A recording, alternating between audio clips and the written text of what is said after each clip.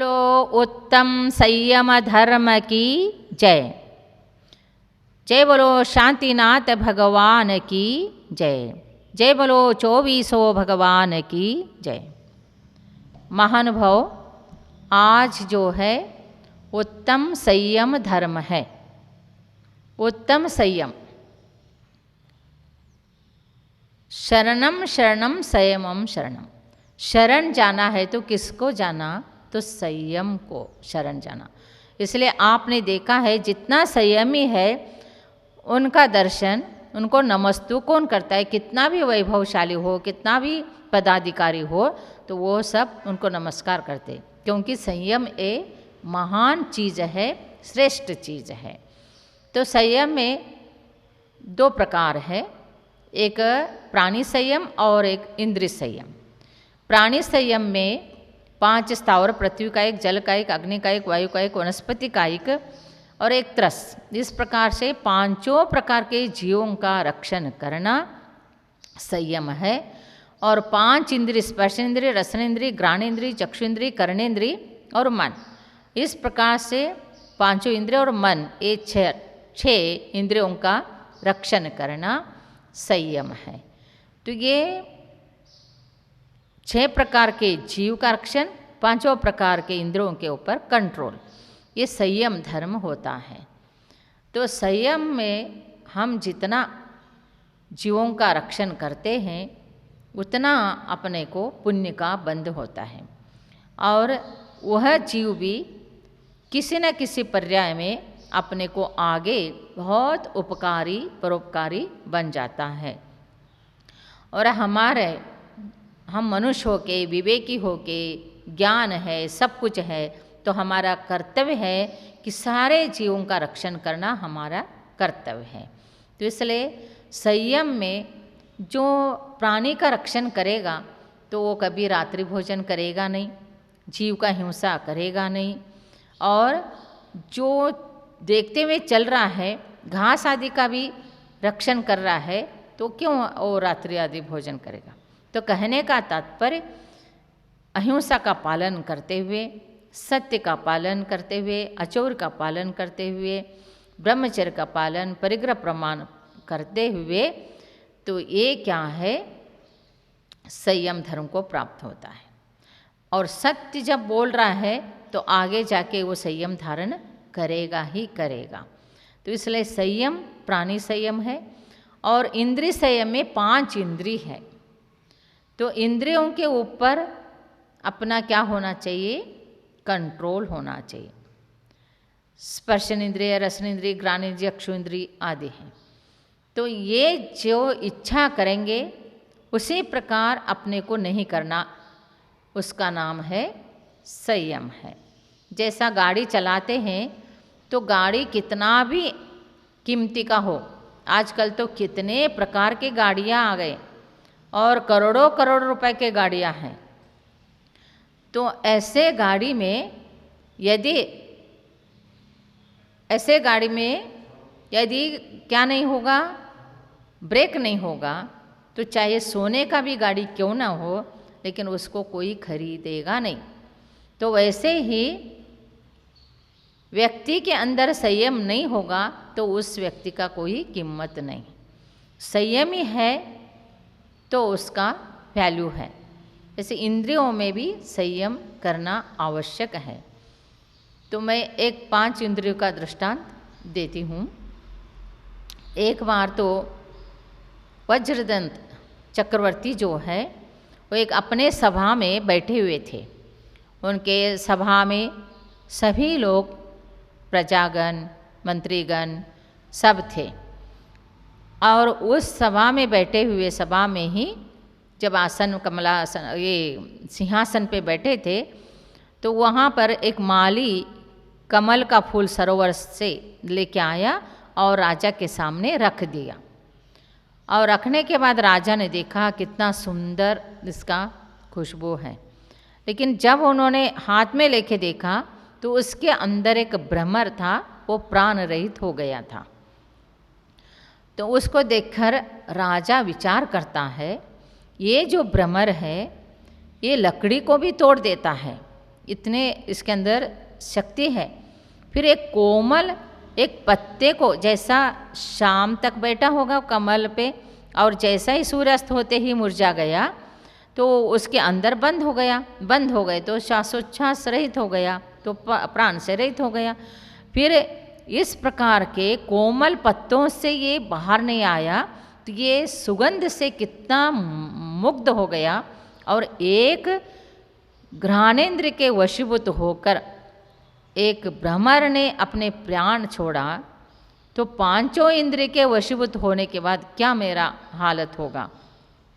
क्योंकि स्पर्शन इंद्र के वशीभूत होकर हाथी अपने प्राण गंवाता है, बंधन बद्ध बनता है, या रसनेन्द्र के वशीभूत होकर मछली पकड़ में आता है, और जो चक्षु इंद्र के वशीभूत होकर पतंग का कीड़ा प्राण गंवाता है, और कर्णेन्द्र के वशीभूत होकर हिरण प्राण गंवाता है, और घ्राणेन्द्र के वशीभूत होकर जो प्राण गंवाया कौन, भ्रमर। तो इस प्रकार से एक एक इंद्रिय के वशीभूत होके ऐसे बड़े बड़े जीव प्राण गंवाते हैं, तो मैं पांचों इंद्रिय के वशीभूत हो गया तो मेरा क्या हाल होगा, ऐसे सोचकर वज्र दंत चक्रवर्ती को वैराग्य प्राप्त होता है। आप देखिए विषयासक्त होने से कितना पाप का बंध होता है, प्राण को ही गंवाना पड़ता है। ऐसे सोचकर वो विरक्त होके वज्रदंत चक्रवर्ती दीक्षा धारण करते हैं, संयम धारण करते हैं। और संयम बहुत श्रेष्ठ चीज़ है। और वही जो शुभम चक्रवर्ती है तो एक रसना इंद्र के वशीभूत होके, क्योंकि शुभम चक्रवर्ती एक बार जो भोजन के लिए बैठे तो उनका जो खाना बनाने वाला था तो उसने गरम खीर परोसा, और वैसे ही बिना देखे ठंडा ऐसे हाथ डालकर चक्रवर्ती ने खाया, तो उनके मुंह जला, हाथ जला, तो गुस्से में वही थाली वो जो खाना बनाने वाला था रसोई के ऊपर डाल दिया, मुंह पे डाल दिया, और बेचारे उसको तड़पते तड़पते उसका कुछ टाइम के बाद प्राण निकल गया। और उसके बाद वही जीव ऐसे बंद कर दिया था कि वो क्या हो गया, व्यंतर देव हो गया। और व्यंतर देव होने के बाद भी उसको अवधिज्ञान रहता ही है, मिथ्या दृष्टि है। तो फिर उन्होंने जान लिया मैं व्यंतर कैसे बन गए क्या, तो फिर सब पता चल गया कि ये चक्रवर्ती ने मेरे ऊपर ऐसे खीर का थाली डाला और मेरे सिर पे डाला, तो इसलिए मेरा ऐसे हो गया। फिर उन्होंने क्या किया, व्यंतर देव तो व्यंतर देव ही है, उनके अंदर कषाय है, मान कषाय भी है, क्रोध कषाय है, नीलेशक आदि परिणाम भी है। फिर उन्होंने ये सोचा कि अब क्या करें, तो अपने इसे रुद्धि से विक्रिया से वो अच्छा फल लेके आए, और इतना मीठा फल लेके आए और चक्रवर्ती के सामने रख दिया। और चक्रवर्ती वो भी कैसे आए, एक बड़े अच्छा एक श्रावक जैसा रूप धारण करके आए और कहा कि आप इसका सेवन करिए, बहुत अच्छा मीठा फल है और बहुत कम मिलते हैं आदि आदि। तो उन्होंने चक्रवर्ती ने जब खाया तो बहुत अच्छा स्वाद लगा। उसके बाद वो कहने लगा उसको कि मेरे को ऐसे फल चाहिए। फिर उसने कहा मैं यहाँ वहाँ नहीं रहता हूँ, मैं तो टापू पे रहता हूँ और समुद्र के अंदर टापू है मेरा, वहाँ रहता हूँ और वहाँ ये सारे पेड़ है और वहाँ ही आपको आना पड़ेगा। तो फिर वो बोले कि चलो मेरे को लेके चलो। तो फिर समुद्र मार्ग से जाना है, जब जहाज में बैठ के जाना है तो सभी लोगों ने मना किया कि आप प्रभु मत जाओ, क्योंकि इस फल के कारण तुम ऐसे कहाँ भी तूफान आ गया कुछ हो जाए और इसलिए मत जाओ। तो उसने विनाश काले विपरीत बुद्धि, किसी के एक न सुने चल पड़े उसके साथ। फिर आगे जाके वो जहाज में बिठा के लेके गया और जैसा ही लेके गया तो बीच में अपने रूप दिखाया जो व्यंतर देव था वो। और फिर वो कहता है कि जो ये यहाँ पानी है इसमें नमोकार मंत्र लिखता हूँ, तुम पैर रखो। तो उसके लिए उसने देखो रसनेंद्र के वशीभूत होके वो फल खाने के लिए गया, लेकिन वो अपने बदला लेने के लिए इसको ऐसे मायाचार करके लेके गया और वो नमोकार मंत्र पानी पे लिखा और इसने बोला कोई बात नहीं, पर क्या होता है ऐसे करके ये चक्रवर्ती ने क्या कर दिया, वो नमोकार मंत्र जो पानी पे लिखा उसी पे पैर रख दिया, क्योंकि उधर संकल्प हो गया, उधर मंत्र लिखा है ये। और फिर जैसा ही उसने पैर रखा तो वैसे ही जो जहाज है डुबो दिया और उसका प्राण गमाया। तो देखिए एक वज्रदंत चक्रवर्ती इंद्रिय के अधीन न होकर संयम धारण कर दिया और ये रसनेंद्र के अधीन होके ये नरक गति में चला गया। और इस प्रकार से जो संयम धारण करता है उसका कल्याण होता है, संयम धारण जो नहीं करता है उसका कल्याण नहीं होता है। इसलिए संयम को बहुत श्रेष्ठ कहा है। जब तीर्थंकर भी संयम धारण करने के लिए, दीक्षा धारण करने के लिए जाते हैं, तब पालकी में बैठ के जाने लगते हैं, तब वहाँ पर देव भी रहते हैं, विद्याधर भी रहते हैं, मनुष्य भी रहते हैं। तो वो कहता है, जो देव होते हैं वो कहते हैं पालकी सबसे पहला हम उठाएंगे, और मनुष्य कहते हम उठाएंगे, विद्याधर कहते हम उठाएंगे। फिर वो चक्रवर्ती के द्वारा निर्णय होता है, न्याय होता है और उसमें कहा जाता है, क्योंकि उनके पास तो अवधि ज्ञान आदि होता ही है।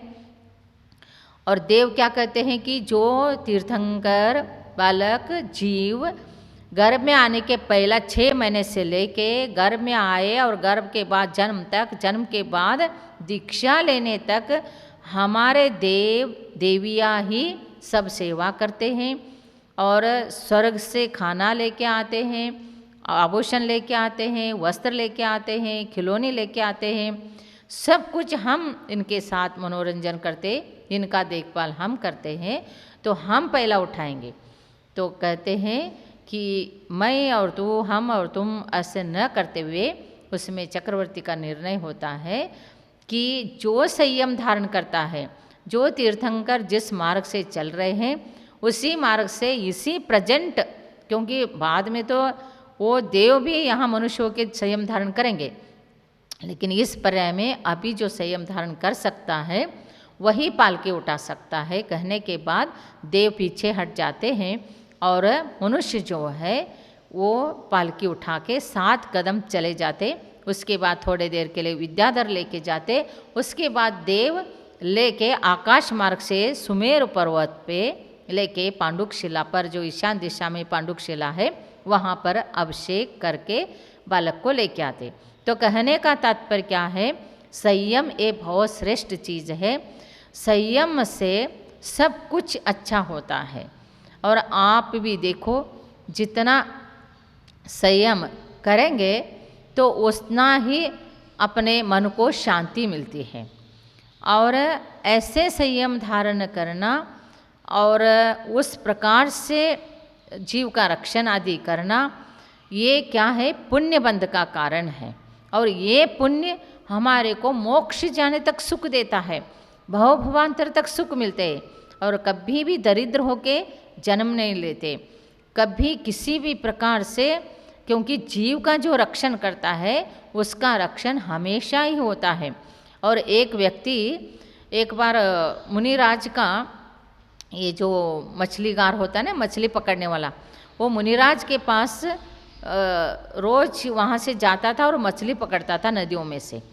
और मुनिराज के पास बहुत लोग आते थे उपदेश सुनने के लिए, और उपदेश सुनने के लिए बहुत लोग आते थे और व्रत आदि लेके संयम धारण करके जाते थे। लेकिन ये जो मछली पकड़ने वाला है वो दूर से ही सब देखता था, लेकिन वो कभी व्रत आदि लिया नहीं। और एक दिन सब लोग चले गए और वही एक खड़ा रहा, वो सोचता रहा। इतने में मुनि भी बहुत दिव्य दृष्टि वाले होते, उन्होंने आगे बुलाया और उनको कहा कि क्या करता है, तो मछली पकड़ता हूँ, इसी के ऊपर मेरा जीवन है। मुनिराज ने कहा कि सिर्फ तुम क्या करना कि जो पहले बार जाल डालेगा उसमें जो मछली आएगी उसको तुम क्या करना, छोड़ देना, अभय दान देना, उसका रक्षण करना, ऐसे कहा।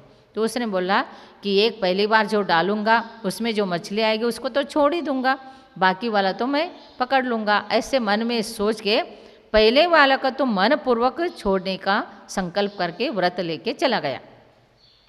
फिर जैसे नदी में गया तो एक बहुत बड़ा, आज तक कभी इतना बड़ा मछली नहीं उसके जाल में आई थी, ऐसे मछली आ गई और उसको उसने पकड़ लिया। और उसको पता चला कि एक ही मछली आ गई, इतनी बड़ी मछली आ गई, लेकिन उसने लालच नहीं किया, उसको पहचान करके धागा बांध के उसको छोड़ दिया। और जैसे ही जल में छोड़ा फिर सोचा कि इधर ही जाल डालूंगा तो वही मछली आएगी, इसलिए और दूर जाके डाला, फिर वही मछली आ गई, फिर और दूर गया वही मछली आ गई, फिर और दूर गया तो वही 4 बार उसको अभय दान कर दिया, रक्षण कर दिया। इतने में शाम हो गई। शाम होके खाली हाथ घर आया और जैसे ही खाली हाथ आया तो उसके पत्नी ने देखा खाली हाथ आ गया, बच्चों को हमको कुछ भी नहीं लाया, क्योंकि वो बेच के पैसा लेके आता था। फिर उसने सोचा कि अब कुछ नहीं, इसको घर से बाहर करना है करके घर से बाहर रात में ही उसको दरवाज़ा बंद कर दिया। वो बेचारा बाहर जाके कोई एक गांव के बाहर कोई गुड़ी जो होता है उसमें जाके सो गया, जैसे एक हनुमान का मंदिर वगैरह होता है इसमें जाके सोया। और वहाँ पर बाहर बेचारे सोया था तो रात में उसको सांप आके काटा तो वहीं पर वो प्राण रहित हो गया। लेकिन वो प्राण रहित होके एक राजा के घर में जन्म लिया और वो रात में वो पश्चाताप करके वो बुलाने आई, और जब बुलाने आती उठाती है तो तब तक वो तो है ही नहीं वो। फिर उसके बाद वही सांप उसको भी ढस दिया, फिर वो भी प्राण रहित हो गई, लेकिन वो शुकर जन्म लिया, शुकर होके जन्म लिया। जो गरीब भले ही बाद में वो क्या हुआ कि सेठ का अच्छा घर में जन्म लिया, लेकिन उसके माँ बाप नहीं रहने के कारण तो उसने वो कहीं बैठा हुआ देखे, वो मुनिराज ने कहा था कि इसको राजकन्या मिलने वाली है, ये राज वैभव भोगने वाला है। तो इसको देखे और राजा ने सोचा कि ऐसे व्यक्ति को क्या मेरे कन्या को देना है, इसलिए इसको मारने के लिए उसने बहुत बार प्रयोग किया, लेकिन वो मारा नहीं गया। तो कहने का तात्पर्य जो एक जीव का रक्षण करते हैं तो उसका कितनी बार रक्षण होता है। तो ऐसे ही हम सभी जीवों का रक्षण करते हैं तो हमारा रक्षण भी कितनी बार होगा। इसलिए संयम, जो प्राणी संयम है, इंद्रिय संयम है, ये श्रेष्ठ है, ऐसे उसको रक्षण करना चाहिए। जय बोलो उत्तम संयम धर्म की जय।